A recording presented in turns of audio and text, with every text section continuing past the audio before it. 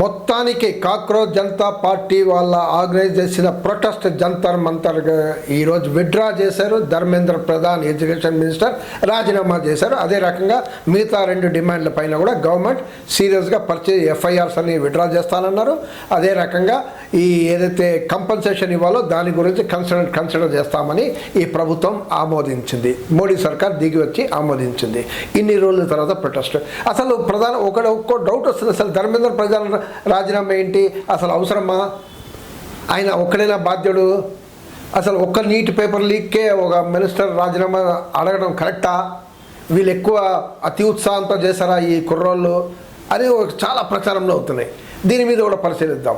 అసలు మొత్తానికి protest, hunger strike, Sonam Wangchuk పాల్గొనడం, సెలబ్రిటీస్ రావడం, లాయర్స్ రావడం, మేధావులు రావడం, అదే రకంగా 20 జూలైలో మీకు పార్లమెంట్ మార్చ్ చేయడం, దాని తర్వాత పరిణామాలు మనం చూసాం. పోలీసు లాఠీ చార్జీలు, అమ్మాయిల పైన హరాస్మెంటు, ఇవన్నీ చూసాం. అయినా పీస్ఫుల్గా చేశారు.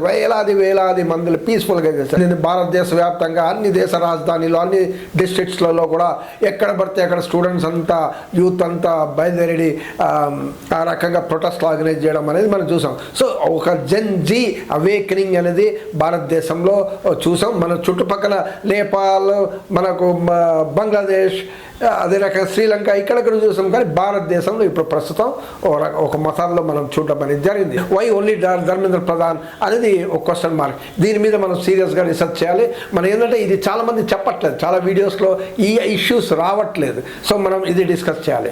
మొట్టమొదటిసారిగా వీళ్ళు చెప్పడం ఏమంటే 2016లో, 2024లో, 2026లో నీట్ పేపర్ లీక్ అయింది. 3 times లీక్ అయింది ఆయన ఆధ్వర్యంలో. అదే రకంగా ఈ సంవత్సరంలో సిబిఎస్ఈ 12th క్లాస్ అది కూడా స్కామ్ లీక్ అయింది. అదే రకంగా సిఈయూటీ ఎగ్జామ్స్ ఆ పేపర్ కూడా లీక్ అయింది.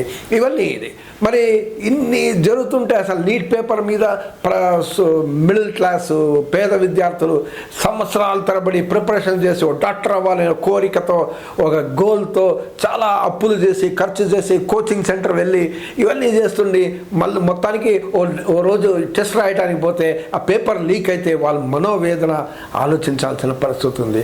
మనం దాంట్లో 21 సూసైడ్స్ అయినాయి. తర్వాత మనం చూసాం మొన్న కూడా బయోమెట్రిక్ దీంట్లో ఒక కంపెనీకి ఇచ్చారు, ఇండేషిల్ అనే ఒక కంపెనీ. ఆ ఇండేషిల్ ఏం చేసింది, ఇన్నోవేటివ్ వ్యూ అని సబ్ కాంట్రాక్ట్ ఇచ్చింది ఇంకో కంపెనీకి. ఆ ఇన్నోవేటివ్ వ్యూ వారు బ్లాక్ లిస్టెడ్ కంపెనీ. అసలు తమిళనాడులో బ్లాక్ లిస్టెడ్, జార్ఖండ్లో బ్లాక్ లిస్టెడ్, యూపీలో బ్లాక్ లిస్టెడ్. సో ఈ బ్లాక్ లిస్ట్ అయిన కంపెనీకి 2026లో నీట్ బయోమెట్రిక్ అంటే ఇది చాలా ఇంపార్టెంట్. అంటే దొంగలు వచ్చి రాయొచ్చు ఎగ్జామ్ని. అలాంటి అవకాశాలు మీరు కల్పిస్తున్నారు ఇలాంటి కంపెనీలకి. అదే రకంగా ఈ 2026లో ఎగ్జామ్ చేస్తే ఎగ్జామ్ కూడా ఇదే ఇన్నోవేటివ్ వ్యూవే చేసింది, కాంట్రాక్ట్ ఇచ్చారు అవార్డు. సో ఇది చాలా సీరియస్ అయిన లోపం కదా. అదే రకంగా ఇంకో పెద్ద సమస్య ఏంటంటే ఈ ఒక 2024 తర్వాత ప్రభుత్వం కె రాధాకృష్ణన్ ఇస్రో సైంటిస్ట్, ఆయన ఆధ్వర్యంలో కమిటీ వేశారు. కమిటీ వేసి రిఫార్మ్స్ తీసుకురావాలి నీట్ వ్యవస్థ, ఈ లీకేజ్ దీనిపైన. సో ఆ రాధాకృష్ణన్ కమిటీ చాలా సిఫార్సులు చేసింది. ఒకటి, ఈ ఎన్టీఏ అనేది వేస్ట్, దండగా అని చెప్పింది. నేషనల్ టెస్టింగ్ ఏజెన్సీ ఎందుకు దండగా అంటే only 24 regular employees, 197 outsource employees. అంటే జవాబుదారీతనం లేదు. అసలు ఇక్కడే వీక్నెస్, వల్నరబుల్ అనేది ఆ కమిటీ పేర్కొంది. అంటే మీరు ఏం చెప్పారు, వాళ్ళు సూచించారు, రెగ్యులర్ ఎంప్లాయీస్తో నింపండి, ప్రొఫెషనల్స్ నింపండి, సైబర్ సెక్యూరిటీ వాళ్ళని నింపండి, ఐటీ ప్రొఫెషనల్స్ని కూడా నింపండి అని ఆ కమిటీ సిఫార్సు చేసింది. మరి 2026లో అమలు చేశారా అంటే లేదు. తర్వాత ఈ పెన్ పేపర్ కాకుండా కంప్యూటర్ బేస్డ్ టెస్టింగ్ చేయాలి, సిబిటి అని ఆ కమిటీ రిఫార్స్ చేసింది. పెన్ పేపర్ అంటే పేపర్ ప్రింట్ అవుతుంది, ప్రింట్ అయ్యి మొత్తం ఇండియా అంతా సర్క్యులేట్ అవుతుంది, ట్రాన్స్పోర్ట్ మధ్యలో లీక్ అవుతుంది. ఇవన్నీ అవకాశాలు ఉన్నాయి. సో ఇవి బంద్ చేయండి, టెక్నాలజీ వాడండి అని కె రాధాకృష్ణన్ కమిటీ అమలు చేయమని చెప్పింది. అమలు చేశారా అంటే లేదు. ఎవరు చెప్పారో లేదు అని, కె రాధాకృష్ణనే స్వయంగా సుప్రీంకోర్టు ఇప్పుడు 2026లో లీక్ అయిన తర్వాత ఏదైతే సుప్రీంకోర్టు మానిటర్డ్ ఒక ఇన్వెస్టిగేషన్ జరుగుతుందో ఆ ఇన్వెస్టిగేషన్లో కె రాధాకృష్ణన్ స్వయంగా చెప్పాడు, నేను షార్ట్ టర్మ్ ఏదో అమలు చేస్తున్నారు కానీ లాంగ్ టర్మ్ నేను ఏదో సూచన చేశాను ఇది అమలు చేయలేదు అని ఆయన చెప్పారు. సో ఇది చాలా సీరియస్గా తీసుకుంటున్నారు. ఇదే అందరు చెప్తున్నారు. ఏమంటే ధర్మేంద్ర ప్రధాన్ గారు ఇవన్నీ లీక్లు అవుతుంటే, ఇన్ని మల్టిపుల్ పేపర్ లీక్స్ ఆయన టైంలో జరుగుతుంటే, ఇంకొక పార్టీ అయితే 152 లీక్ చెప్తున్నారు, అది మనకు తెలియదు, అది రుజువు అయితే అది కూడా మాట్లాడుకుందాం. అదొకటి. ఇన్ని లీక్లు అయితే ఓన్లీ కేవలం ప్రెస్ స్టేట్మెంట్తో నడిపించడం ఏంటి, ఇది బాధాకరం, ఇది చేయడం, మేమేదో చేసుకుంటాం, ఇది చేస్తాం, యాక్షన్ తీసుకుంటాం. కానీ ఎవరిపైన యాక్షన్? ఎన్ని తలకాలిపోయినాయి, ఎంతమందిని రెస్పాన్సిబుల్ చేశారు, ఎంతమందిని మీరు జైల్లో వేశారు, ఎంతమంది పైన ఈడీని సిబిఐని పంపించారు, మిగతా చిన్న చిన్న దానికి పంపిస్తున్నారు, మరి వీళ్ళ మీద ఎందుకు పంపించలేదు అనేది అందరూ అడుగుతున్నారు. స్టూడెంట్స్ అడుగుతున్నారు, ఆ ప్రతిపక్షాలు అడుగుతున్నారు. సో ఇది అందుకోసం ఇన్ని మల్టిపుల్ లీగ్స్ ఉన్నప్పుడు, ఇంతమంది సూసైడ్ జరిగినప్పుడు ఎవరోడు అంటే ఎడ్యుకేషన్ మినిస్టర్ బాధ్యత వహించాలి, నైతిక బాధ్యత వహించాలి, రాజీనామా చేయాలి. ఎందుకంటే మనం చూసాం, ఒకసారి ఒక రైల్వే యాక్సిడెంట్ అయితే లాల్ బహదూర్ శాస్త్రి ఎక్కడో ఉండి ఆయన రాజీనామా చేశారు. రైల్వే మినిస్టర్ ఉన్నప్పుడు ఒక్క యాక్సిడెంట్కే రాజీనామా చేశారు. అంటే అది ఒక భాగం. సో ఆ టైప్ ఆఫ్ ప్రిన్సిపల్స్ అవన్నీ కలిగి ఉండాలి అనేది కోరుతున్నారు అందరు. తర్వాత మనం చూసాం మొన్న ఈ ప్రొటెస్ట్లో పోలీస్ జులుం, పోలీస్ ఎంక్వైరీ, పోలీస్ కేసెస్లు, అదే రకం వీళ్ళపైన ప్రచారాలు, ఫారిన్ ఫండింగ్, వీళ్ళందరూ డబ్బులు బయట నుంచి వస్తున్నాయి, పాకిస్తాన్, బంగ్లాదేశ్, చైనా, ఎక్కడో యాంటీ నేషనల్స్. ఇప్పుడు కూడా రిపోర్ట్లో చూడండి మీరు, చాలామంది ఒక రకంగా ప్రచారం, ధర్మేంద్ర ప్రధాన్ అందరూ రిజాయిస్ చేస్తుంటే, కంగ్రాచులేషన్స్ టు స్టూడెంట్ పవర్ అని చెప్తుంటే, వీళ్ళందరూ యాంటీ నేషనల్స్, ద్రోహులు అంట. అంటే ప్రొటెస్ట్ చేస్తే ద్రోహులా?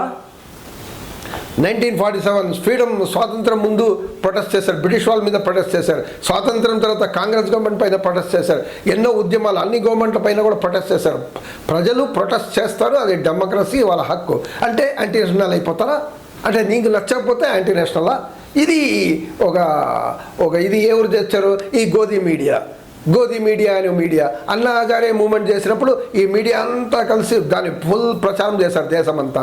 కానీ దీనిపైన ఏం లేదు. సోషల్ మీడియాలో ఏదైతే ప్రచారం అయిందో దానివల్లే దేశానికి తెలిసింది. అసలు మామూలు మెయిన్ స్ట్రీమ్ మీడియా చెప్పట్లేదు, దీనిపైన వ్యతిరేకంగా మాట్లాడుతున్నారు, వీళ్ళంతా దొంగలు అని.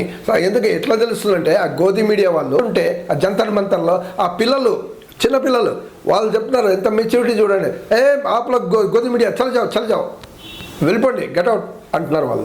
అంటే వాళ్ళు తెలుసు ఈ మీడియా మా వ్యతిరేకంగా ఉంటాయి, మీకు ఇంకేం పని లేదు, హిందూ ముస్లిం చేయడం తప్ప ఇంకేం పని లేదు అని చెప్పి వీళ్ళు చెప్తున్నారు. సో ఇది మనం చూసాం. వీళ్ళందరూ ఆహారం చూడండి, ఆహార పొట్లాలు ఎంతమంది వచ్చారు, హైదరాబాద్ నుంచి, దుబాయ్ నుంచి, చాలా రాష్ట్రాల నుంచి, దేశాల నుంచి వాళ్ళకి స్విగ్గీ, జొమాటో ద్వారా చాలామందికి చాలా ఫుడ్ వచ్చింది. సో ఫారిన్ కంట్రిబ్యూషన్స్ కాదు, people of India from different transactions have donated the food. చాలా పీస్ఫుల్గా చేశారు. పోలీస్ యాక్షన్, అదే రకంగా క్లోత్స్ మీద ఎవరెవరో గుండాలు, అదేదో పార్టీ గుండాలని చాలామంది వాళ్ళ ఫొటోస్ని కూడా గుర్తుపెట్టారు. వాళ్ళు ఎవరెవరితో ఏ మినిస్టర్లతో ఫోటోలు దించుకున్నారు, వీడు అని చెప్తున్నారు. అదే రకంగా పోలీస్ మ్యాన్లకి అయితే నేమ్ ట్యాగ్ లేకుండా పోలీస్ మ్యాన్ అంటే వాళ్ళు రియల్గా పోలీస్ మ్యానా లేకపోతే దొంగ పోలీస్ మ్యానా ఎవరు తెలియదు. అదే ఒక ట్యాంక్ నిండా రాళ్ళు పెట్టి వీళ్ళ చేత ఏదో చేసి, సినిమాలో మనం చూస్తాం కదా, ఒక ప్రొటెస్ట్ చేస్తే ఎవరో ఒకటి రాళ్ళు విసురుతారు, పోలీసు వాళ్ళు లాఠీ చార్జ్ చేస్తారు, దాన్ని చేస్తారు. అదే సీన్ ఇక్కడ క్రియేట్ చేద్దామని చూశారు, అది ఫెయిల్ అయింది. సో మొత్తానికి ఈ స్టూడెంట్స్లో, యూత్లో, ఈ జెన్జీలో నువ్వు ఎంత కుతంత్రాలు చేసినా దీన్ని ఫ్లాప్ చేయడానికి అవన్నీ కాలేదు. ఎందుకంటే వీళ్ళందరూ చాలా మెచ్యూరిటీగా బిహేవ్ చేశారు, దేశమంతా ఆ రకంగా మెచ్యూరిటీతో బిహేవ్ చేశారు ఆ జెన్జీ. సో అది మేము కంగ్రాచులేట్ చేయాలి. జాతి, మతం, కులం ఇవన్నీ లేదండి, వీఆర్ ఆల్ వన్, హమ్ సబ్ ఇండియన్స్ హే అని చెప్పి ఆ రకంగా స్లోగన్స్. అంటే ఓ యూనిటీ, ఓ దేశ సమగ్రత, అలాంటి